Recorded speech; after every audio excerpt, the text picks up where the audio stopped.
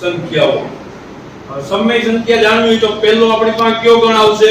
પ્રાકૃતિક સંખ્યા. એનો સિમ્બોલ શું છે? n. અને પ્રાકૃતિક સંખ્યામાં કેનો સમાવેશ થાય? 1 2 3 4 અનંત સુધી જાય. ક્યાં સુધી જાય? અનંત સુધી. ત્યાર પછી બીજો ગણ આવે પૂર્ણ સંખ્યા ગણ. સિમ્બોલ શું છે એનો? W. પૂર્ણ સંખ્યામાં ફેર એટલો જ પડે કે પ્રાકૃતિક સંખ્યા ગણ છે એમાં માત્ર કેનો વધારો કરી દયો? 0. એટલે કે 0 1 2 3 આ જે સંખ્યા બને એને કેવી કહેવાય? પૂર્ણ. ત્યાર પછી ત્રીજો આવે પૂર્ણાંક સંખ્યા. પૂર્ણાંક સંખ્યાનો સિમ્બોલ શું છે? z. એમાં કેનો સમાવેશ થાય? ધન પૂર્ણાંક, ઋણ પૂર્ણાંક અને શૂન્ય.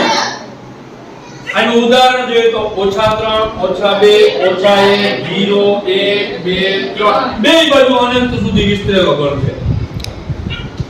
અપૂર્ણાંક સંખ્યા આપણે જોતા હોય અપૂર્ણાંક સંખ્યા એટલે શું? તો જેમાં અંશ અને છેદ હોય તેવી સંખ્યા અથવા દશાંશ સ્વરૂપવાળી સંખ્યા એટલે કેવી કહેવાય? અપૂર્ણાંક. આપણે એના ઉદાહરણ જોઈએ 2/3 -3 -3/7 0.8 2.7 આ દશાંશ સ્વરૂપ છે. આ બધી સંખ્યાને કેવી કહેવાય? અપૂર્ણાંક. હવે આપણે વાત કરીએ આપણા મૂળ મુદ્દો સમય સંખ્યા. સમય સંખ્યાનો ગણ કયો છે? q. આપણને કોઈ એમ પૂછે કે ભાઈ સમય સંખ્યામાં કેનો સમાવેશ થાય તો માત્ર આપણે એટલું જ બોલવાનું કે પૂર્ણાંક અને બીજી કઈ આવશે? અપૂર્ણાંક. અહીં આપણે એનું ઉદાહરણ લખ્યું છે જેમાં પૂર્ણાંક કઈ છે અને અપૂર્ણાંક કઈ છે.